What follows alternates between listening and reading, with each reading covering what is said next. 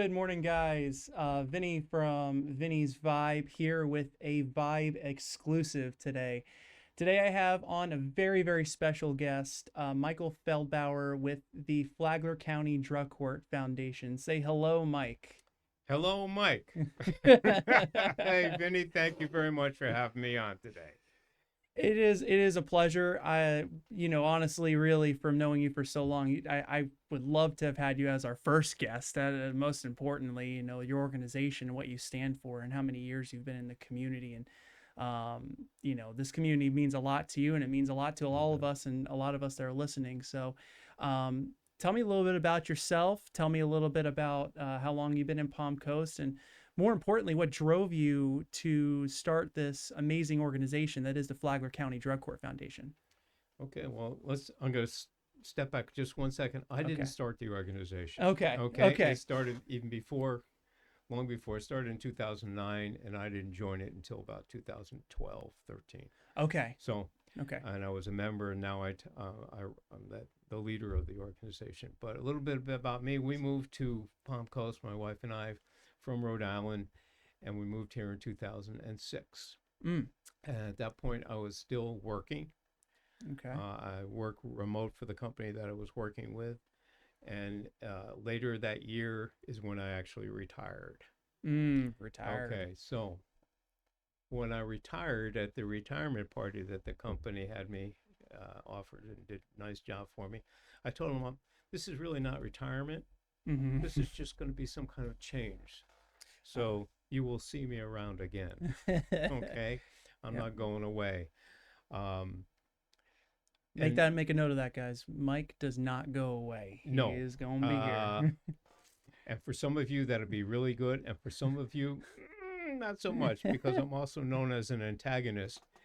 And the true definition for me of an antagonist is if you see something that's not being taken care of, not right, Mm-hmm. and no one's doing anything about it, and you have some ability, Mm-hmm. that's what your job is. Mm. And we'll get back into that further, and that's how it got me involved into what I'm currently doing. Mm. So after being here for a little while, I said, okay, I had some part-time business I was doing on my own. I had another company that hired me as a consultant Mm-hmm. in the same area. I've been in the aircraft electronics industry for 44, going on 45 years. So is that the So they industry? hired me to be a consultant for them. So it was a part-time thing. My retirement, I retired a couple of years early, so I still needed to work for a while. So I had developed a website. I had another business going at the same time, plus the consulting thing. Mm. And the other thing about me is I have to be busy.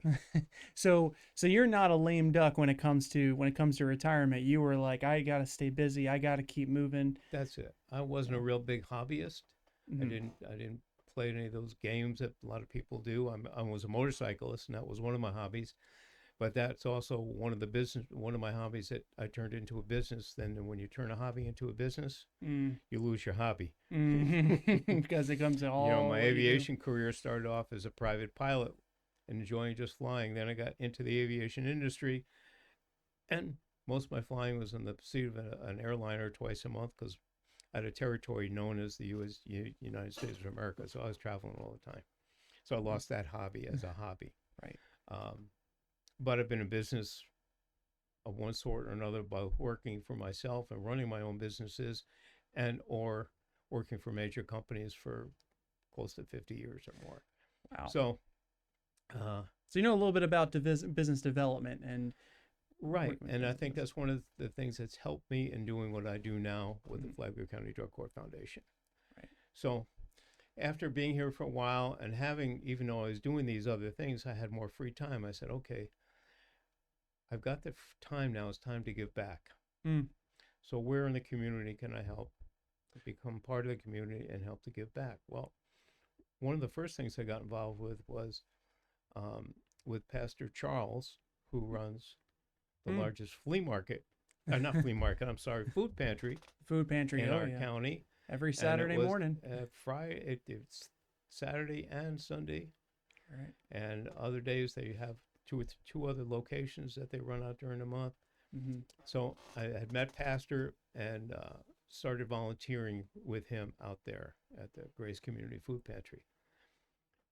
if people know who Pastor Charles is and have read or heard his history, he comes from the world of drugs and drug addiction Mm-hmm. and stuff. And he'd been out of that world at the point when I met him, probably for over 20 years. Mm. But he has a desire to help people. Mm. His key thing, even though he's a pastor of a great church, Grace Community Tabernacle, Grace Tabernacle, Mm-hmm. his entire ministry is based on helping people. Obvious by the food pantry, what he's done here in the community to help Flagler residents. But he always also had a desire to go back into what he used to do, but in a different direction. Mm. Instead of being an international drug dealer, Mm-hmm. okay, Yep. he now wanted to help people in recovery. And a lot of you guys that don't know Pastor Solano, I mean, it's a very inspiring story for a lot of people that suffer with addiction or being around people. I mean, we're not just talking about people that it's the people that indirectly are also going through this that this affects. So touch on that a little bit. Why it's such a passionate project for you right now, working with the Drug Court Foundation. Okay. Well, Pastor, again, it's going to go back to Pastor Solano for a bit. He had a desire to open up a recovery home here in Flagler County. Mm. And I have some administrative background so I wanted to help him. Right. So I helped him, as several others helped him, open up Open Door Reentry and Recovery Ministry, which is a house that they got. The initial location was for men. We had 6 men that were in recovery, and they ran a Christian recovery program at the house, which was quite extensive. Yeah. Okay. All our first participants came from drug court. Oh wow. Okay. So that was my introduction into the drug court program here. Now, what were some of the things that some of the things that were extensive that a lot of those individuals went through when they went through a program like that? Well, the reentry program there at Open Door required the first X number of weeks of just doing stuff that a program that had been developed. And it was all based on Christian recovery. Mm. That was the focus. It's not an MAT place where people can take other drugs to get off drugs, which really in the long run don't work very well. It was really a place where people want to and were dedicated to give up on that and concentrate on the recovery. And it was a biblical based program that they worked on. So they had Bible studies every day. So faith played a very big part in this. Oh, definitely. No question about it. No awesome. question about it. So again, I said most of our first participants came from drug court. And unlike other locations that drug court might send a participant to for a while before they come back into the local program, when you sent somebody away to another recovery place, they didn't do anything that drug court had them to do at that point. It was just on what was there. Okay. But Open Door, not being like that, okay, they had to work Open Doors program and drug courts program. Oh, wow. That was very difficult. That's and multiple after responsibility. a period of time, it was decided that was too difficult for the participants and was reducing the success rate. And our goal was to increase success rate, not reduce success rate. So Pastor made a decision that he was no longer going to take drug court participants that are in the current program, let them do what they need to do, and he'll vet people himself out of the jail, which he has a program out there, and other places, so they can concentrate on the Open Door program, work on their recovery there. So at that point, the drug court asked me to stay on the drug court team, which I decided was probably a good thing for me to do. And that's how I got really involved in what's going on in the Flagler County Drug Court program, which has also been a very successful program. Yeah, and again, touching on that, knowing you for so long, it's important. When I think of Flagler Drug Court Foundation, I think of you and your efforts and what you're doing. But what's going on in the back scenes is so many people, so many lives that are being affected, and and changed for the better. And there's a lot of them that still struggle and still have challenges. And let's call it what it is. I mean, it's a lifetime challenge. It's not just a come by day, fly by night type of thing. Absolutely not. You're 100% correct. But I want to say something before we go too much. I am right now the voice and pretty much the face in most cases of the Drug Court Foundation. Right. But without my team, we're nothing. I have a lot of people that are part of the Drug Court Foundation team that put things together, that do the daily stuff that we need to have happen. I can do a lot because I am basically officially retired. But without the people I have, like we had, our foundation was to help the participants in the drug court program for doing things that the court can't do for them, to relieve some of the pressure so they can concentrate on their recovery. Some of it doesn't seem like a lot to a lot of people, but it could be simple as getting their cars repaired so they can get places. Yeah. We help them get their GEDs. We help them with education. We find different businesses that will hire them so they can get out of where they were and into something new and more successful. Job training. At one point before it got crazy around here, we help them find housing to live, because it got so expensive now. It's just crazy. Right. But we do still find a way of helping people do those kinds of things. So eliminating some of the everyday issues that the participants have so they can concentrate on the recovery program, which is quite extensive. And that's what we do. And then in 2019, the end of 2019, we were the first nonprofit in Flagler County to acquire a grant to give Narcan away. Yeah, and touch a little bit on that, because that was a really big move, because it actually wound up on what was it? It wound up on a news station, which again, like, is kind of, for this kind of thing, a little unprecedented, So tell me a little bit about it. Okay, well, first of all, for people who don't know, Narcan helps people in recovery from an overdose from an opiate. Okay. And the majority of overdose deaths that we've seen in the last several years are from opiates. There are other drugs that can do that, but this particular drug was developed and used in that case. So at the time that we acquired the grant, you could actually buy, prescription-wise, Narcan at CVS, Walgreens, any of the drugstores. And it was $175 to $200 a box, which had 2 doses in it. Wow, that's pretty. So we're extensive. giving it away. Thank God the federal government has now classified it as an over-the-counter drug. So if people want to buy it, they're only going to spend $50, $49.95, $49.99. We still give it away. We're saving lives. Okay. Right. Our theory is, if they're dead, they can't recover. No. Okay. What we want to have is people recover. Correct. So we need to help them stay alive. And it's gotten even more important. We've done education throughout our community. We educate businesses, churches. Our Narcan team, headed up by a lady and her husband that lost a child to an overdose and have dedicated their lives to try to help people not go through what they did. Okay, so they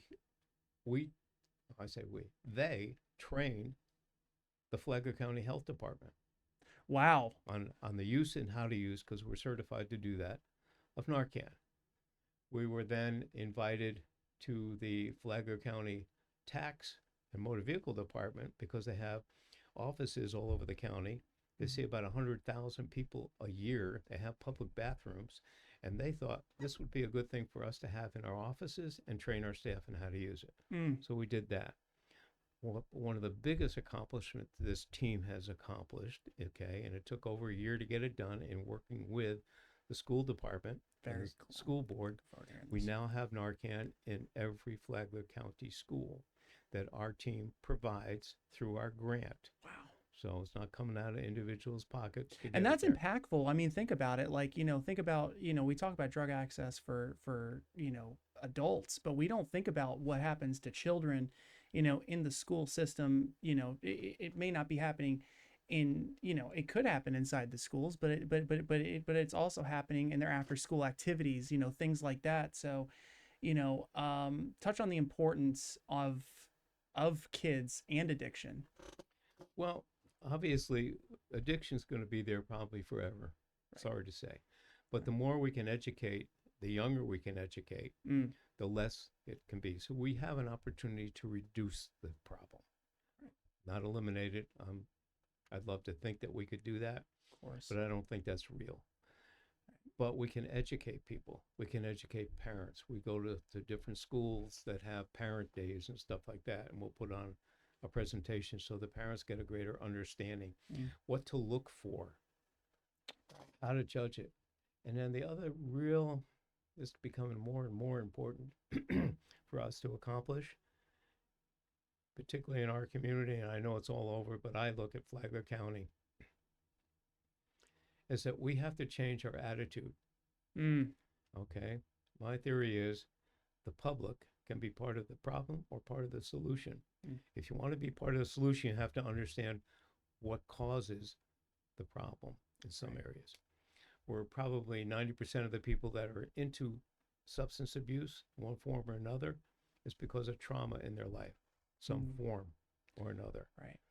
Okay. Talk about it. Yeah, some people can be in it because of medical issues and they were given certain medicines, and the medical profession or whatever didn't do a good job of weaning them off when they didn't need it. And it became An a issue. real struggle Right. for them. So, and now over the last couple of years, because of fentanyl, Mm. it's going crazy. Yeah, and that's obviously been a very big issue in today's world more than anything else. And just to kind of touch on that, with tell me a little bit about, or tell the audience about the certain percentages and how big of an issue it is, not just in Flagler County, the state of Florida as a whole. Tell me, this is a call to action to those that are dealing with this. Touch a little bit on that. Okay, well, let's start local, and then you can take that local and look broad. Right. Okay, over the last 6 years now, okay, during the 6 year period, Mhm. Flagler County, based on population, was between the second and 10th highest overdose county in the state of Florida. Wow. Okay, 67 counties. We were between 2 and 10. It's not a good place to be. No. No. Okay, and one of those years we were the highest overdose death county. Wow. Again, all based on population. Yeah.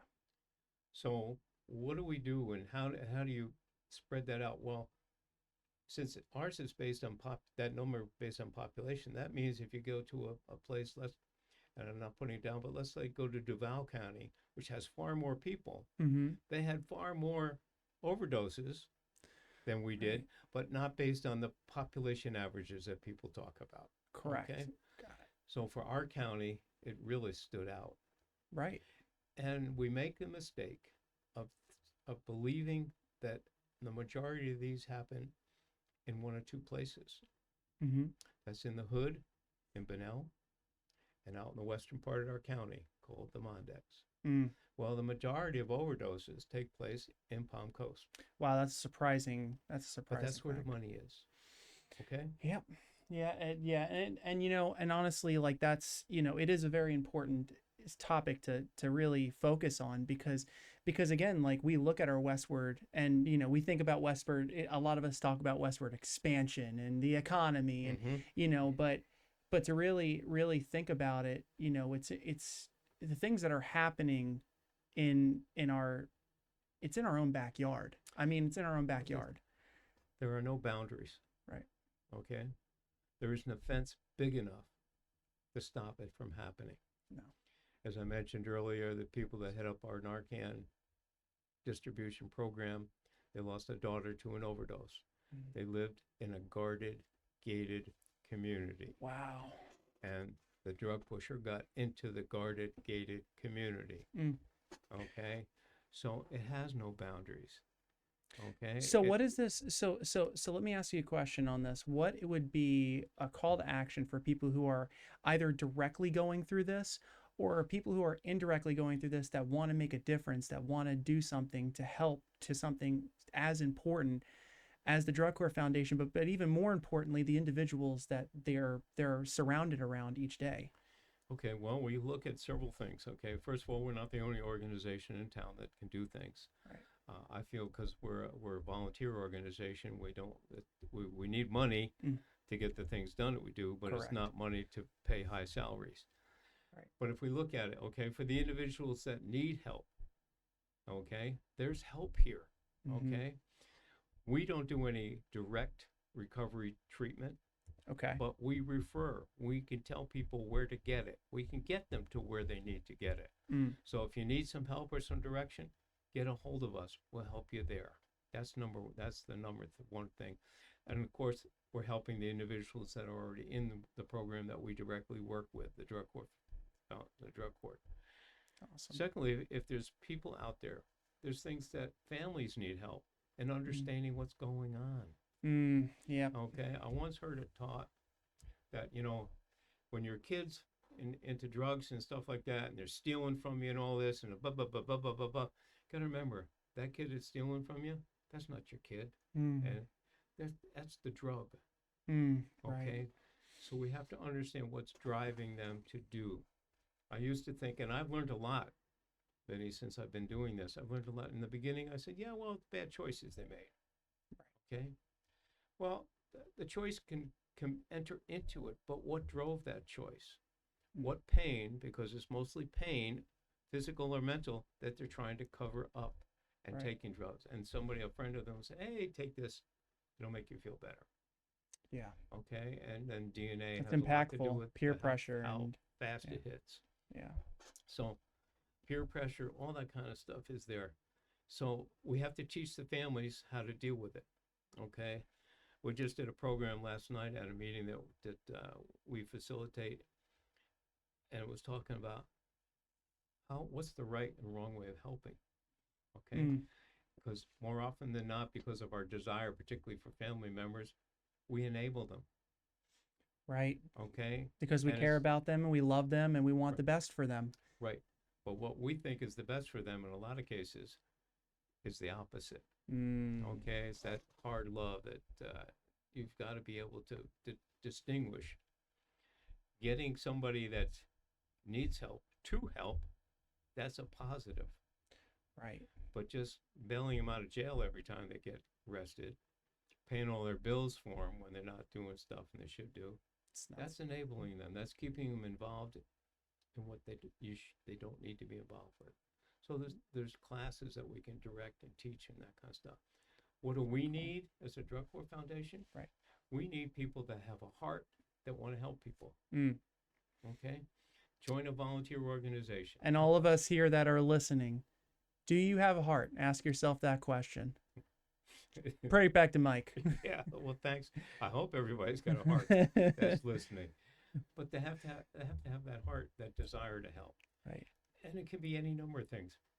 I keep telling my team, and we need to grow the team, that we need to diversify. Mm. And the diversification, and what we're looking for, is a diversification of skills, Mm. gifts that God have given individuals so they can do this to help them. They can Right. do that to help them. So it's not just one thing. We need numbers of people to do that. And of course, we're looking for financial support, and we've got a couple of programs that we have out there to do that. Right now, we have something called the Club 100, Mm. where we're looking for 100 local Flagler businesses, individuals, okay, but businesses that would like to help support it and to commit to $120 a year. Yep. $10 a month, right? $10 a month or $120, which most businesses will do at one time. But any way you want to do it, Right. that takes care of a big chunk of our budget. And then we typically Yes, run ma'am. 2 fundraisers a year. Right. Yeah. Touch on those a little bit. Well, we got an up and coming one. It's going to be on May 24th. Okay. It's our 3rd annual golf tournament. For all you golf lovers out there that want Golf to take for a swing. Recovery. Very cool. And we're going to be at Palm Harbor, which is where we've been for the last 2 years, and it's been excellent. Mm. The Palm Harbor Club has taken excellent care of us. The food will be brought out to us from Loopers there. A great day of fun and help. And and for somebody that's been there, that's done this, it is a fantastic event. Very well run. The food is delicious. I mean, the food is amazing. And if you haven't played the Palm Harbor Golf Course, it is a fun course to play. So I wanted to talk to you a little bit about that because it is kind of relatable and in fun in some facets. You know, Hmm. I know I'm going to talk about golf a little bit, but it is pretty it is pretty. So Mike doesn't golf very much. You know it's one of those things that he knows is going to bring a lot of people out, and it's very important. But there is something about golf and again, I'm not somebody that can relate to addiction myself, and a lot of people can say that, but of course they want to help in any way that they can. Right. Golf is a very good way of bringing people together, um, dealing with the same commonality of dealing with your next shot. And much like life, right? Sometimes you're going to shank one, sometimes you're going to hit one into the woods, and you got to figure out how to get yourself back out there on the fairway. To come together for something that's so relative in that aspect. I don't care who you are, everyone has dealt with trials and tribulations in life. And these kind of golf tournaments for something that is as impactful as addiction and the Drug Court Foundation is huge. Tell me a little bit about the atmosphere when you've done the golf tournament the last couple of years. Well, again, like you say, there've been fun days. There've been Right. great days. Good a community getting together. For us, it forms two. It has two purposes. One, obviously, to raise funds, because we're looking for golfers, Right. okay, and we're looking for sponsors. We have a variety of sponsorships available. Golf teams, we'd love to get 25 teams. That's 100 players. Mm-hmm. That would be great. Last year we got real close. We were at 76 people signed up there. We had a Yeah. great day, and it was brutally hot. It was in June. We picked a little bit It earlier was in fun. May now, so hopefully it won't be as bad. Uh, but the other part of having the fundraisers is an opportunity to educate our community, the Mm. people that they're there, that maybe they're there just basically to support an organization, but don't really know what's going on a whole lot. Right. So we can talk to them about what we're doing, talk to them a lot about what you and I are talking about right now, because the more people that we can educate in our community, the better chance we have in reducing. Mm. Like I belong to a couple of business networking groups, and business networking groups are always out to find new customers. Correct. Well, when I stand up, I said, I'm not looking for new customers. No, No, no, sir. that's not what we're looking for. We're looking for help so we can reduce the Mm. number of people. Yeah, the number of people that are dealing with So this. the golf tournaments are a great day. They're lots of fun. We Right. have some laughing. We plan it so they're going out. And we all come back in about the same time, so we have a nice lunch together. Gives me an opportunity while they're chewing in quiet to talk to them. Um, Right. we have raffles and auctions going on. We have 50/50s. We've got some really cool stuff that we will have available for them out there on the course to enjoy their day. And so that's Prizes. what that's about. And then in the fall, And you can we, and you can sponsor holes too, right? I oh mean, yeah, there's ways of sponsoring yeah. holes, If you're all in business ones. or personal, Right. whatever. Yeah. My goal, there's 18 holes out there. Well, I want 36 hole sponsors. Okay, I want two for every hole. There's your call to action, Then fellas. we have other sponsorships available. The presenting sponsorship, which is the top one. We have sponsors sponsoring the golf carts, sponsors to help sponsor the luncheon, Mm. sign sponsors. We have all different varieties of what you can do. Teams can sign up. It's $100 a player, so it's $400 a team. But they can also there's 4 or 5 different things that they can add to it to Right. help with special targeting certain things that the drug court does to add another $100 or $200 to their team level to help on that. So there's a variety of ways of doing that. And then in the fall, we have our Ride for Recovery, which targets motorcycles and four-wheelers. Mm. Again, a different audience. We're trying to get out there and get done. We have a great time with that also. But that's still a very well attended event, and Yes. it is one of those things that is a lot of fun. And I believe my assistant branch manager Andrew actually went out there Yep. and did it too. He's a big biker fan. So if you're big on bikes, this Ride to Recovery is pretty cool. Yeah. And you'll hear more about that in a couple of months as we start preparing for it. But Awesome. that's what we do. Hmm. So we're busy helping, and in order to help, we have to raise funds. We're busy educating, which has become a major thing we're doing right now. We're talking with the school department of adding some additional things for the Narcan program into different areas of the school system, like on the buses and things like that. And it's going to take a while to get everything set up, Right. and hopefully that'll happen. But it's an initiative to put a stop to your, Yeah. you know, If people want to slow it meet our down. team, okay, we're down at First Friday down at Flagler Beach, the first Friday of every month. It's We're been down going on there. for We a have while. a tent set up to meet and greet, to distribute Narcan, to talk to people, and a lot of the people that help us at that event are current participants in the drug court program. So you get to meet people that are going through it. You can talk to them Wow. about what help is being offered to them, Mm. how they're succeeding. Right. You get a chance to hear these stories, right? Oh, Yeah. yeah, and I encourage people. We're doing this podcast today, but the Drug Court Foundation has its own podcast called The Road to Recovery. Mm. If you go on YouTube and then go to the Flagler Voice, and you look at the road recovery, you'll see lots of these stories of the people that have been going through these different parts of their lives, and what's caused them to get there, where they are now, the successes, the bumps in the road to get there, because it's not always a smooth ride. Right. Yeah.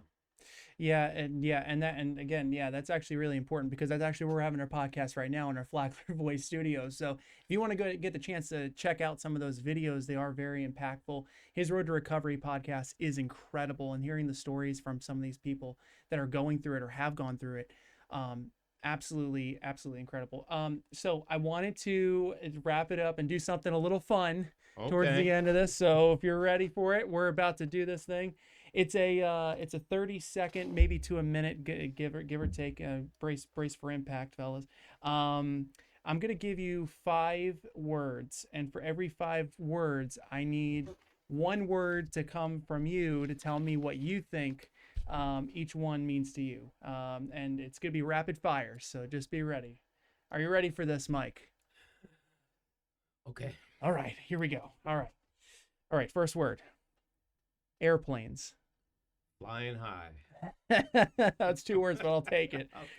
Okay. Foundation. Structure. Okay. Passion. Love. Addiction.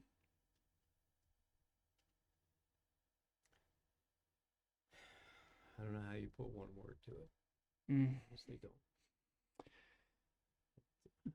And then I'll lead you to the last one. Okay. Your goal.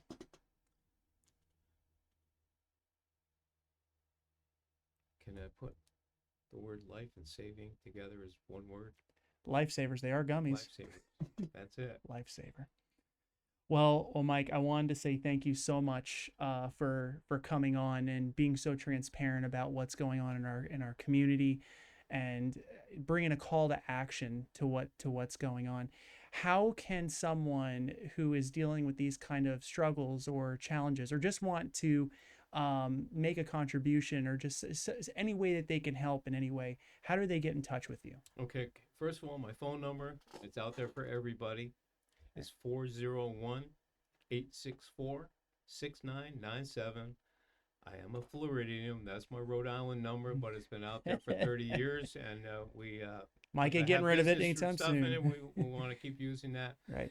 My email address is M as in Mary, F as in Frank, EL, D as in David, B as in boy, AUER at gmail.com.